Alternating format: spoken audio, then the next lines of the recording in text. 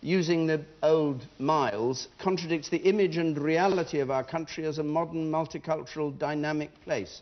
Theresa Villiers, is he right we should abolish the mile and go to the kilometre? Or kilometre, I think we should probably... No, he's completely wrong. That kind of conversion is unnecessary. People don't want it.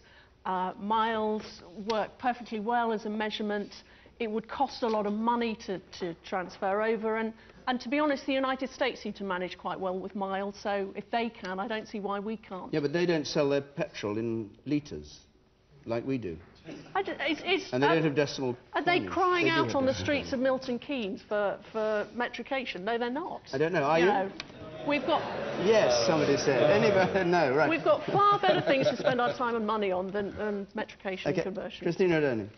Yes, I have to say, I agree with Theresa. It's 700 million was the last estimate, and I think that that's a lot of money that we could invest elsewhere, namely in finishing up Wembley.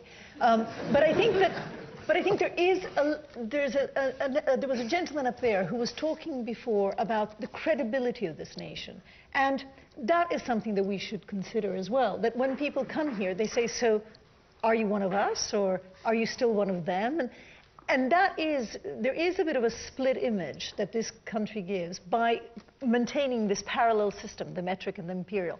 So at some point, I think we will have to decide, although £700 million sounds like a lot of money to spend on it. Okay. Alistair Darling. You know, of all the complaints I get as Secretary of State for Transport, I don't think I've had a single one about the fact that we have road signs and miles. And, you know, if I had £600 or £700 million, because that's what it would cost to spend, I wouldn't spend it on sending a man round the country, painting out the mile signs and putting new kilometre signs up. So what's got into Neil Kinnock? Well, I don't... Actually, just so I'm not partisan, Lord Howe is in it as well. Yes. The two of them. I don't know. I don't know what's. I just don't buy this. It's a funny duet too, isn't it? Kinnock and well, Howe. you never know what One happens. very voluble and one rather quiet. Well, I think the other one was voluble in his time too. But I don't actually think people come to this country and judge us on whether our road signs say kilometres or miles. They will judge us, hopefully, more on what we do, what we're like as a people. Now, I think this is, you know, it's a daft idea to spend this sort of money on doing something that I really don't think is going to make a blind bit of difference to people's perception of this country. And, you know, I can be very helpful and say we're not actually going to be doing it. Oh, OK, that's nice. You, sir. It's that knocked on the head, isn't it? You, sir. No, yes. No, you. Yeah. The man here in the grey shirt. Yes. Maybe they're making so much revenue from the speed cameras, they're looking for somewhere to invest it. Wouldn't begin to look at it. Nigel Farage. Well, there's one thing for certain about this plan to change over our road signs from miles to kilometres, and that is that if Lord Kinnock is in favour of it, it's got to be a bad idea. Because we're in something that was called the Common Market, that is now called a European Union, will very shortly be a United States of Europe, and we have to be harmonised, homogenised, pasteurised, and all turned into the same people. And I'm delighted, Alistair, that you're going to reject Lord Kinnock's advice on this, but could you please assure me that your government will do something about the fact that from the 1st of January 2010, it will be a criminal offence to even give supplementary indicators. It'll be a criminal offence to even use the pounds and ounces symbol on a grocer's stall. So if you're about to launch a campaign, and Gordon Brown keeps talking about Britishness, and surely weights and measures are part of our culture, will you assure me that you'll overturn that European directive so that it won't be a criminal offence from 2010 to use pounds and ounces?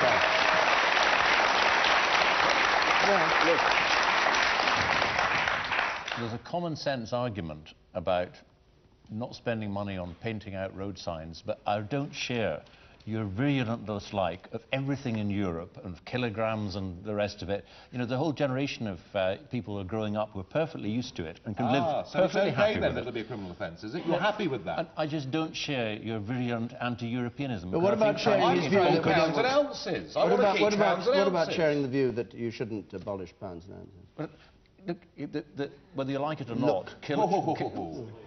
Sorry, I don't like my tone of voice. you know, people are getting increasingly used to kilograms and so on. I don't the same. I don't. Shouldn't we have a choice? My argument. Shouldn't we have a choice? My argument against the road signs is simply it just seems daft to be spending that money when it's not necessary, and don't share the sort of nasty anti-Europeanism that you're so associated with. Hang on, what could be nastier than it being a criminal offence to use pounds and ounces on a grocer's stall? That's nasty, surely. The woman in orange. I completely understand and I accept the cost implications, but isn't that about really that you don't really want to learn new things as well? And, you know, why bother teaching our kids in schools about metric? You know, there's not much point of it anymore, is there? A young person said to me the other day, saw a pint of milk, and it said beside the pint of milk 560 millilitres. He said, what's that pint bit mean? And I said, well, it used to be, you know, when I was your age, a pint, 2 of them in a quart, 4 of them in a gallon. He said, you must be mad.